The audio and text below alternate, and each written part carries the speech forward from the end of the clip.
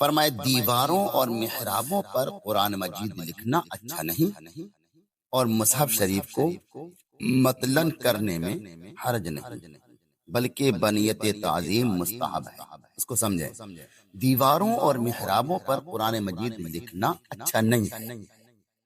اب مسجد میں اس میں کچھ مقدس مقامات پر لکھ دیا جاتا ہے، وہ تو خیر ایسا کہ مقدسی مقامات ہیں، لکھ دیا تو کوئی بات نہیں، لیکن پھر بھی مناسب یہ ہے کہ نہ لکھا جائے۔ ایسا ہوتا ہے کہ آج نہیں تو کل جب تعمیرات جب ٹوٹتی ہیں تو اس قرآن کے اس جو ہے ٹیلس میں ہی ہے، مثال کے طور پر ابھی ٹیلس نہیں بھر دی قرآن، تو اس کو اکٹھا کیسے کریں گے؟ اب اس کو کیسے بچائیں گے بے حکومتی سے؟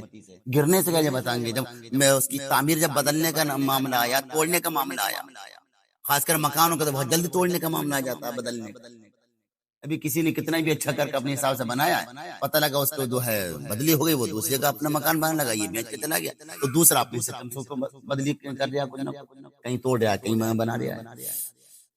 دیواروں کا ہٹاؤ بچاؤ کرنے لگتا کرتے نہیں کرتے ہیں، خود مکان مالک خود اپنی کرنے لگتا ہے۔ پتہ لگا ابھی تو اس نے اپنے حساب سے بنایا تھا، پتہ لگا کہ 2-4 سال کے بعد اپنے بٹوارا ہو گیا، لو کہیں کا کہیں جا رہا نشان ہے نہیں۔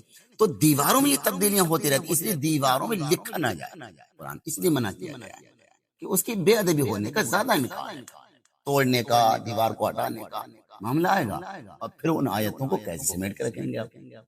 اور سمیٹ کے رکھیں گے کہاں رکھیں گے؟ سیمنٹ میں ہے، وہ ٹائلس میں ہے، وہ ٹائلس سے کیا کریں گے آپ؟ کیا دوبارہ سیٹ کر دیں گے؟ وہ دوبارہ سیٹ بھی ہونے کے نہیں رکھیں، کہاں رکھیں گے آپ؟ تو ایک مسئلہ کیا ہوتا ہے تاج محل پہ؟ ہاں میں نے کہا نا، ایسے مقدس مقامات پہ زیادہ تر لکھا ہوا ہوتا ہے، مناسب یہ ہے کہ نہ لکھیں، پھر بھی اگر لکھا تو وہ ایسے مقدس مقامات ہیں کہ وہ بن گئے تو بن گئے، اور پورے مقام کا وہاں تو ادب کیا ہی جا رہا ہے نہیں؟ وہ پورے مقام کا، جیسے مسجد ہے، مسجد کے پورے اس کا جو ہے دیوار کا پوری مسجد کا یہاں تو ادب ہی کی جگہ ہے، یہاں ادب کیا ہی جا رہا ہے، لیکن اتنا ادب گھروں میں نہیں ہو پاتا دیواروں کا، ہے نہیں؟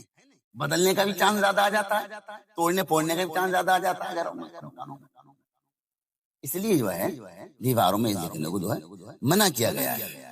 حالانکہ مسجد میں بھی جو ہے اگر نہ لکھا جائے تو اچھا ہے، اگر لکھنا ہے تو وہ اشتہار لگا تاکہ موقع پہ وہ ہٹا بھی دیا جائے اگر ضرورت پڑی، لیکن پھر بھی لکھ دیا تو خیر مقدسی جگہ ہے، یہاں بے ادبی کا جو ہے اتنا امکان نہیں ہے۔ فرمایا گیا دیواروں اور محرابوں پر قرآن مجید لکھنا اچھا نہیں ہے اور مصحف شریف کو متلن کرنے میں حرج نہیں۔